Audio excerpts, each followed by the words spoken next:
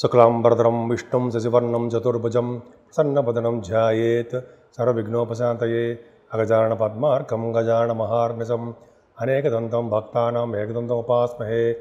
ओं गं गणपतये नमः। ओं श्रीमात्रे नमः। ఓం శ్రీ గురుభ్యో నమః. మా ఆది ఆస్ట్రాలజీని చూస్తున్నటువంటి మీ అందరికీ కూడా పేరు పేరున నా హృదయపూర్వక నమస్కారాలు. నా పేరు వాడ్రేవు ఆదినారాయణరావు శర్మ. నా నంబర్ 7075389589 7075389589. మీరు మీ జాతకాలు చూపించుకోదలుచుకుంటే మీ date of birth, time of birth, place of birth ఇవన్నీ మన ఇప్పుడు చెప్పిన నెంబర్కి మీరు పంపించినా, లేకపోతే కింద స్క్రోల్ అవుతున్న నెంబర్కి సేమ్ ఒకటేనండి, పంపిస్తే చాలా మంచిది, మేము చూస్తూ ఉంటాం. అలాగే వాట్సాప్లో మెసేజ్లు పెట్టండి. ఇప్పుడు మనం 25 మే నుంచి 31 తారీఖు మే వరకు కూడా 12 రాసుల వారికి ఎలా ఉండబోతుందో తెలుసుకుందాం. కన్యారాశి అండి. కన్యారాశి వారికి ఈ వారం మొత్తం కూడా చాలా బాగుంది. కాకపోతే అంటే మీకు ఎప్పుడు కూడా శని ప్రభావం వల్ల చికాకులు, కోపాలు, మనస్పాధలు, ప్రతి పని ఆలస్యం అయిపోవడాలు, దానివల్ల కొద్దిగా టెన్షన్స్ పెట్టుకోవడం జరుగుతుంది. కామన్ అండి, అదన్నీ పెద్ద ప్రాబ్లమే లేదు. కానీ గురుడు ప్రభావం ద్వితీయ భావం చూడడం వల్ల సంపూర్ణ ఆరోగ్యంగాను నిజంగా ఇక్కడ నుంచి మీకు బాగా ధనం బాగా ఉంటుందండి. సంవత్సరం పాటు మీరు వెనక్కి తిరిగి చూసుకోవాల్సిన అవసరం లేకుండా కుటుంబంలో వృద్ధి, ధనధాన్య సమృద్ధి అద్భుతంగా ఉంటుంది. పైగా మీకు ముఖవర్చస్సు బాగుంటుంది. మీకు యాంకరింగ్ వృత్తిలో ఉన్న వాళ్ళకి బాగా డబ్బు సంపాదించుకుంటారు. అలాగే మీరు పాట పాడుతుంటారు సరే, వాటి వలన కూడా ధన సంపాదన, కీర్తి ప్రతిష్టలు, కుటుంబంలో సౌఖ్యము, బంగారు ఆభరణాలు కొనుక్కోవడము, చదువు రావడము, పూర్తి భావాధిపతిగా బాగుండడం వల్ల సంగీతంలో సాధన బ్రహ్మాండంగా ఉండడము, వాయిద్య రంగంలో బాగా అభివృద్ధి సాధించడము, తల్లిగారికి చాలా బాగుండడము, అంతేకాకుండా వాహనాలు కానీ గృహాలు కానీ సౌఖ్యం కలగడము ఎంత బాగుందండి. అంతేకాకుండా గురు ప్రభావం వలన పూర్తి భావానికి మీకు రైతులు కూడా బాగా లాభాలు రావడానికి అధికంగా ఉన్నాయండి. ఏదైనా సంతాన విషయాలు ఏమాత్రం ఇబ్బంది పడరు. సంతానం వలన అభివృద్ధి కలిగి ఉంటారు.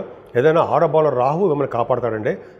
భావానికి కూడా గురు దృష్టి కాబట్టి కోర్టు రిలేటెడ్ సంబంధించిన వ్యవహారాలు మీరు సక్సెస్ అవుతారు. అంటే లా రిలేటెడ్ సంబంధించిన విషయాల్లో మీరు విజయం పొందుతారు. అంతేకాకుండా మేనమాలకు బాగుంటుంది. శత్రు భయం లేకుండా, రుణ భయం లేకుండా హాయిగా ప్రశాంతంగా ఉంటారు. కాంపిటీషన్ ఎగ్జామ్స్లో విజయం సాధిస్తారు.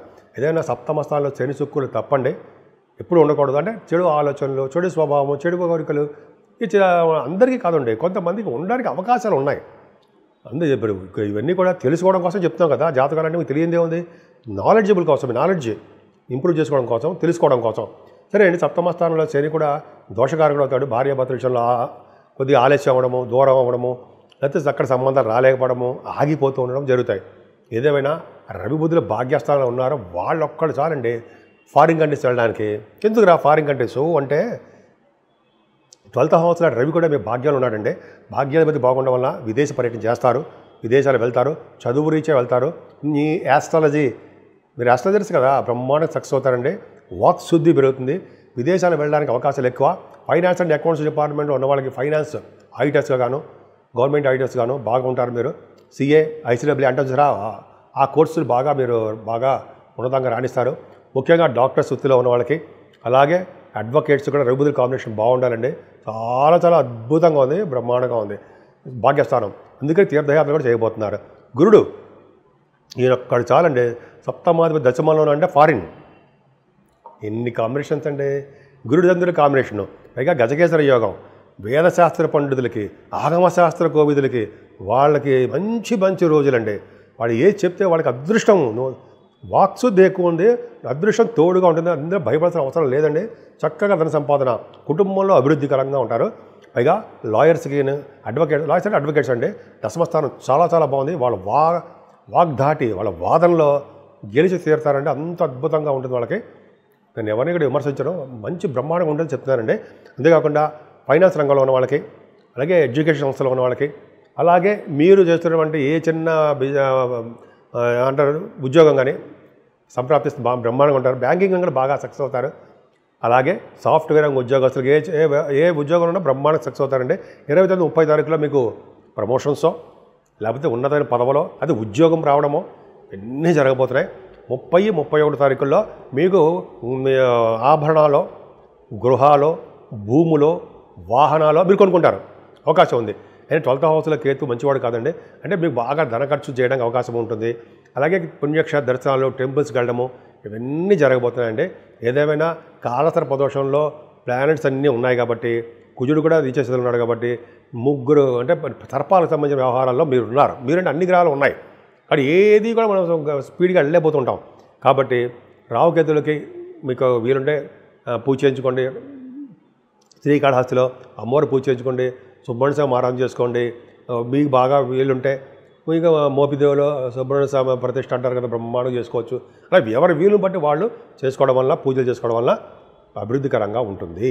12 రాశుల వారికి, మేషరాశి నుంచి మీనరాశి వారికి కూడా 12 రాశుల వారికి చెప్పదగ్గ సూచనలు, రెమెడీసు, పరిహారాలు అంటాం కదా, ఏంటయ్యా అంటే ముఖ్యంగానండి ఈ వారం మొత్తం కూడా ఇందాక అన్ని చాలు చెప్పినట్టుగానే రాహుకేతుల మధ్యలో బాగా ఉండిపోయాడు ప్లానెటరీ పొజిషన్స్. అందుకనే మంగళవారం రాహుకి పూజలు చేయించుకోవడం వల్ల అద్భుతంగా ఉంటుందండి. మనకి మీకు తెలిసి రావుకాల పూజలు అంటే అమ్మవారి గుడిలో బ్రహ్మాండం చేస్తారు. సర్పదోషం కోసం కొంతమంది ఏమో ఆశ్లేషబాలని, కొంతమంది సర్పదోషం కోసం పూజలు చేస్తుంటారు. అదొకటి. కాళహస్తిలో పూజ చేయించుకోవడం వల్ల రాహుకాలం వల్ల, రాహుకేతు వల్ల వచ్చే దోష పరిహారం అయిపోతూ ఉంటాయి. అదొకటి ఉందండి. అంతేకాకుండా కుజుడు కూడా సర్పదోషం, కుజుడు కూడా నీచ స్థితికి వెళ్ళిపోయాడు కదండి. అదే రియల్ ఎస్టేట్ రంగంలో వాళ్ళకి ఏ లాభాలు లేవు, అంతా డల్గా ఉంటారు, నష్టాలు రావడానికి అవకాశం ఉంది. అందుకని సుబ్రహ్మణ్య స్వామి కళ్యాణాలు, సుబ్రహ్మణ్య స్వామి ఆరాధనలు, వీలుంటే మోపిదేవి ఊళ్ళో అలా సుబ్రహ్మణ్య స్వామి ప్రతిష్ఠ చేసుకోవడం వల్ల చాలా మంచి ఫలితాలు కలుగుతాయండి. కాలసర్పదోషంలో ఉన్న ప్రతి రాశి వారికి కూడా ఏ రాశి వారికి అభివృద్ధికరంగానూ సంతోషంగానూ ఉండడానికి అవకాశాలు తక్కువ ఉంటాయి. ఈ నెల మొత్తం కూడా మనకి ఎంత అద్భుతమైన కాలం కాదని చెప్పవచ్చు. అలాగే జ్యేష్ఠ మాసం కూడా వచ్చేసింది కాబట్టి కొద్దిగా జాగ్రత్తగా ఉండాలి మనం. కాబట్టి ఈ అసలు దోషాలు పోవాలంటే యాక్చువల్గా సుబ్రహ్మణ్య స్వామి అవి మేము పూజించడం కాకుండా వెంకటేశ్వర స్వామి ఆరాధన చేయాలండి. వెంకటేశ్వర స్వామి ఆరాధన చేసిన వాళ్ళకి, వెంకటేశ్వర స్వామి దగ్గర అఖండ దీపారాధన పెట్టిన వాళ్ళకి, వెంకటేశ్వర స్వామికి తులసి మాలతో పూజ చేసుకున్న వాళ్ళకి చక్కటి ఫలితాలు, అదృష్టం తోడవుతూ ఉంటుంది. అంతేకాకుండా ఈశ్వరాభిషేకాలండి. ఈశ్వరుడికి మల్లెపూలతోనూ తులసి దళాలతోనూ పూజ చేసుకుంటే ఐశ్వర్య సిద్ధిట. అది ముఖ్యంగా మీనరాశి కూడా చెప్పగల అంశం ఏంటంటే, మీనరాశి కాదు అన్ని రాశుల వాళ్ళు కూడా ఈశ్వరుడికి ఇప్పుడు మనన్నీ కూడా మల్లెపూలు బాగా వస్తుంటాయండి. మల్లె పువ్వులతోటి అష్టోత్తరాలు కానీ శతనామాలు కానీ ఆయనకి అభిషేకం అనంతరము పూజ చేసుకుంటే, మల్లె పువ్వులతో పూజ చేసుకుంటే వాళ్ళు భార్య భర్తలు అనురాగ దాంపత్య జీవితం ఒకళ్ళొకరు వదిలిపెట్టి ఉండరు. పెళ్ళి కాని వాళ్ళకి పెళ్ళి అయి తీరుతుంది. నేను చెప్పేది కాదండి, ఈ శాస్త్రం ఏం చెప్తుందో, మన బుక్స్లో మనం పెద్దవాళ్ళు ఏం చెప్పారో అది చెప్తున్నా మీకు తెలియదేం కాదు. మల్లెపూలతోటి పూజ చేసుకోవడం సర్వదా శ్రేష్టం. అలాగే శివుడికి మల్లె పువ్వులతోటి, అలాగే కొంతమంది మారేడు దళాలతోటి, అంతేకాకుండా మనం చెప్పే తులసి దళాలతోటి మారేడు దళాలతోటి పూజ చేస్తే ఐశ్వర్య సిద్ధి, అఖండ ధన ప్రాప్తి, రాజయోగ ప్రాప్తి అంటారు సరే, అదొకటి. సో ఈ విధంగానండి మనకి ఏది వీలుంటే అది, మనకి భగవంతుడి బుద్ధి ఎలా పుట్టిస్తే అది, అలాగే మనం పూజలు చేసుకోవడం వలన, ముఖ్యంగా దేవుడికి దగ్గర అవ్వడం వలన, స్వామివారు నిరంతరం మనస్ఫూర్తిగా కొలవడం వల్ల ఎన్ని పనులు ఉన్నా సరే ఒక్క 5 నిమిషాల పాటు స్వామివారిని మీకు ఏ దేవుడు ఇష్టం ఉంటుంది ఆ దేవుడు, అమ్మవారైనా సరే, అమ్మవారు కనకదుర్గాదేవి అమ్మవారు, తర్వాత మన శ్రీశైల బ్రహ్మరామమ్మ వారికి ఉన్న పట్టు పవర్ అంతా ఇంత కాదు కదండి. పైగా మనం చాలా పుణ్యక్షేత్ర దర్శనాలు చేసుకుంటాం కదా, ఆ పైగా అమ్మవారి యొక్క దర్శనాలు చేసుకుంటాం కదండి.